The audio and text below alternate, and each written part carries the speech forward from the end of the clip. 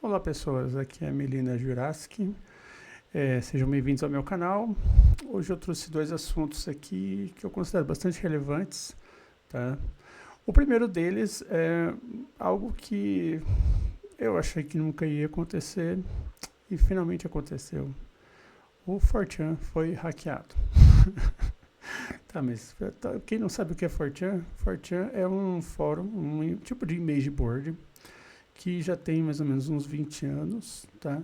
E nesse image board se popularizou vários memes, várias coisas, jogos, músicas, enfim, muita coisa surgiu lá, muita coisa mesmo.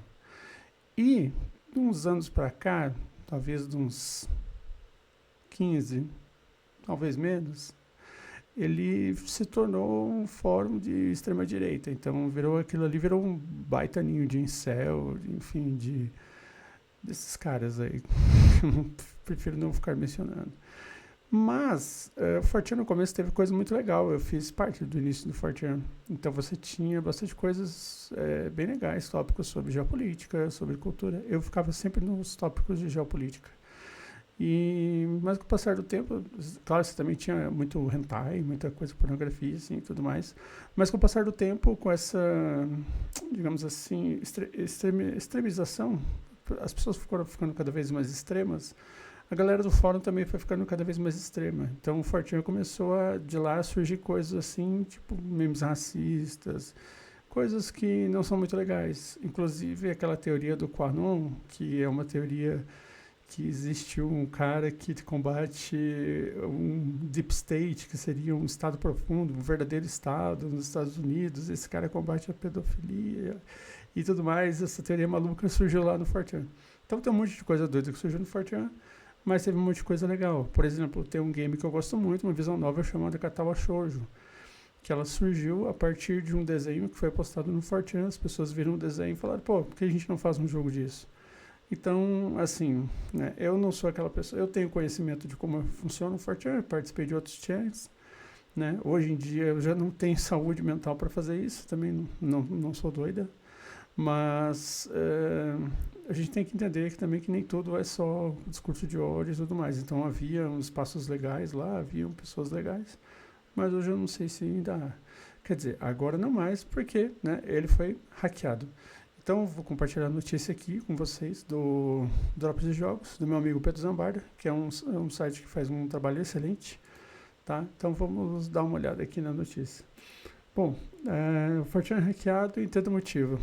Basicamente, o que aconteceu foi que o pessoal de um fórum rival, que eu nunca ouvi falar, chamado soyjack.party, esse fórum, parece que alguém desse fórum, ou pessoas desse fórum ficaram sabendo que um hacker conseguiu copiar os códigos e vazar o código do 4chan. Então, algumas informações dos usuários ou dos janitors, que são os caras que são os moderadores, né? Tem o janitor e o moderador. Essas são as pessoas que são, digamos assim, o administrativo do 4chan. Essas pessoas vazaram informação dessas pessoas. Eu já vi uns boatos que um monte deles tinham e-mails .gov lá dos Estados Unidos. Não sei se isso é verdade.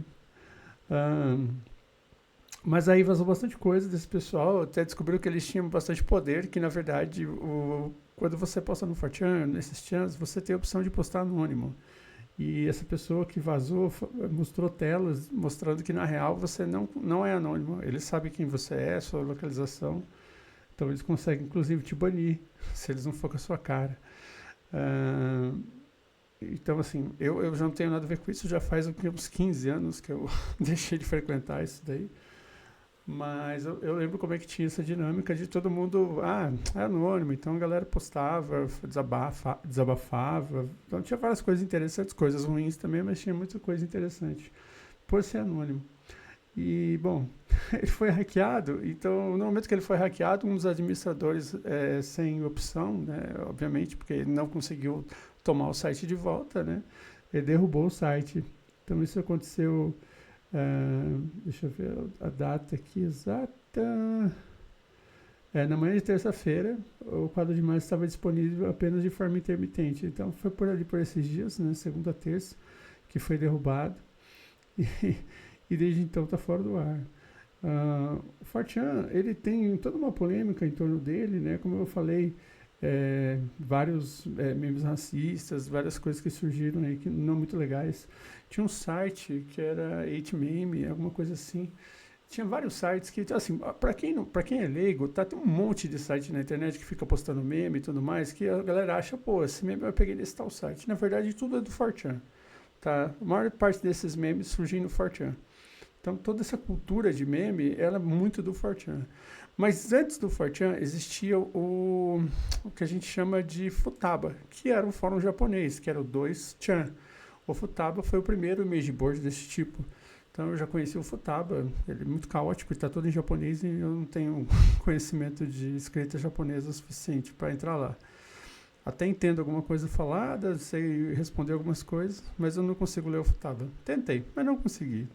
O Futaba em si, ele não tem esses crimes, essas doideiras que tem no 4chan, essas maluquices de extrema direita, né?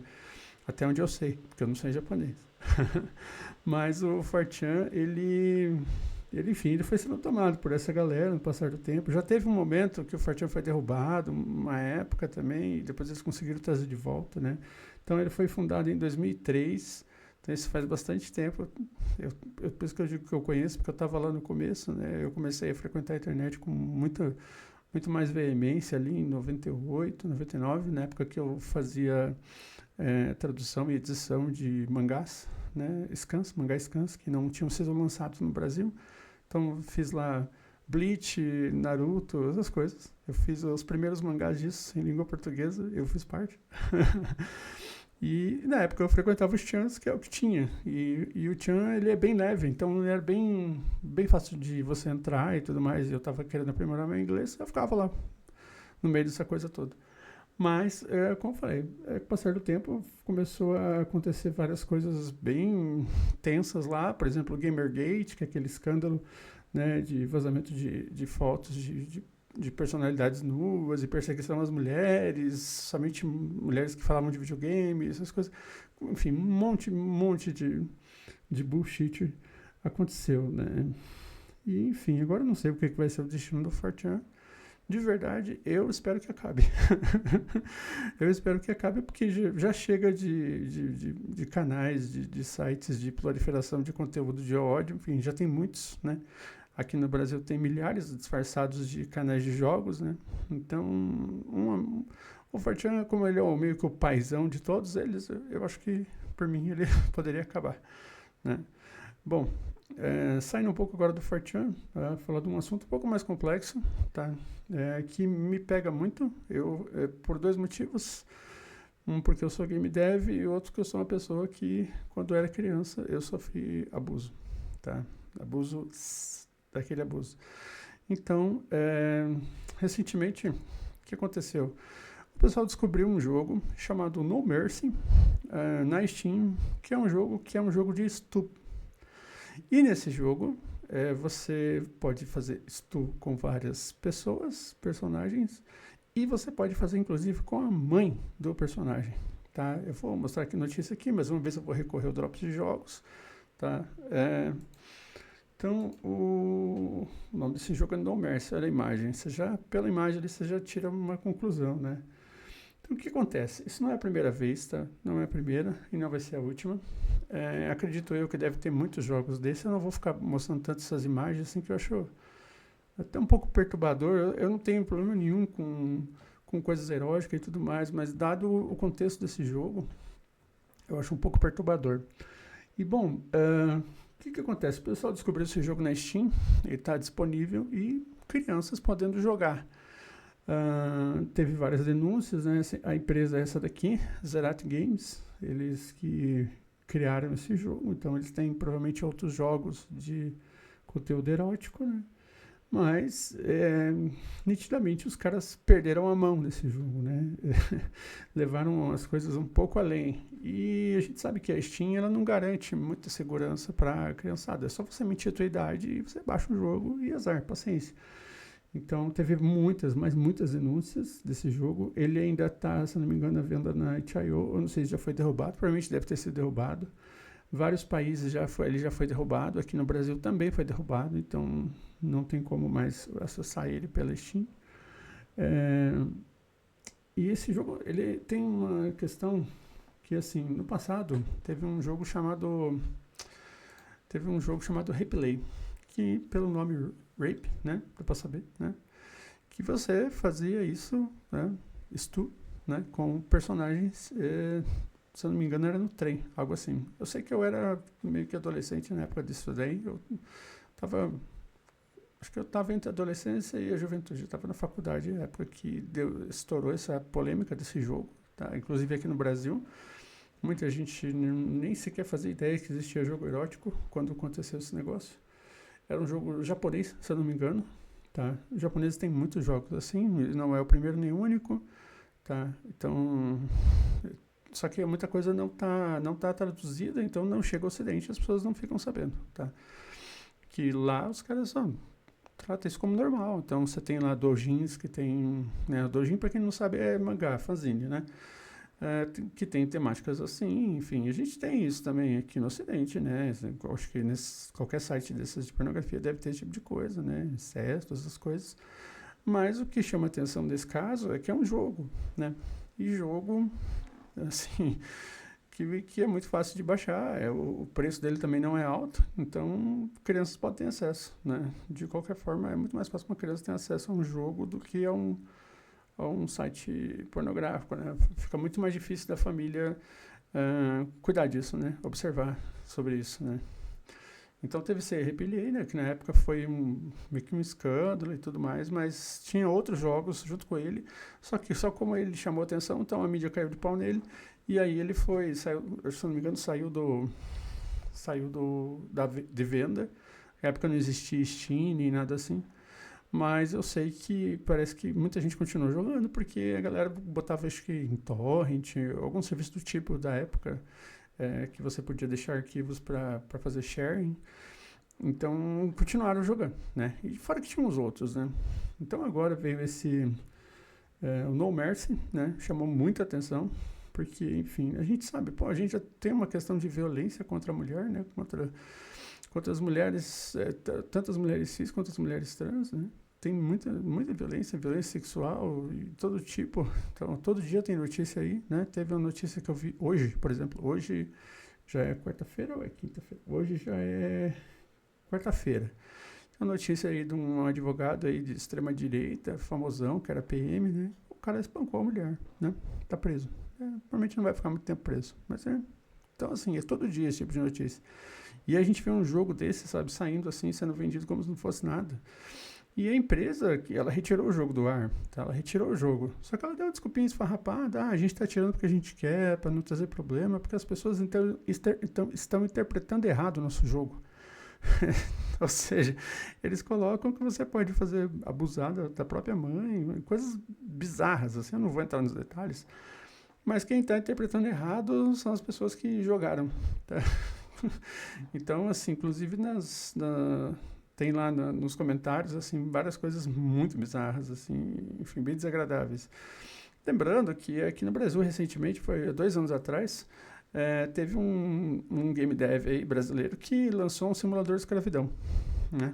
Muito legal, né? Que ideia genial. Lançou um simulador de escravidão, tá? Pra Play Store e tava bombando o jogo dele. Inclusive tinha gente reclamando, né? A galera fez a avaliação do jogo, tava reclamando que não dava para torturar os escravos, que tinha que ter como torturar os escravos, né?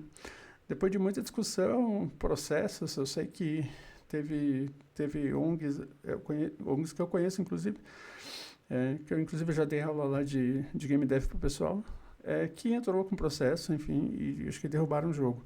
Mas ele pode continuar vendendo em outras plataformas, enfim, tem muitas plataformas de jogos, não existe só Steam e a Play Store e itch.io, tem muitas.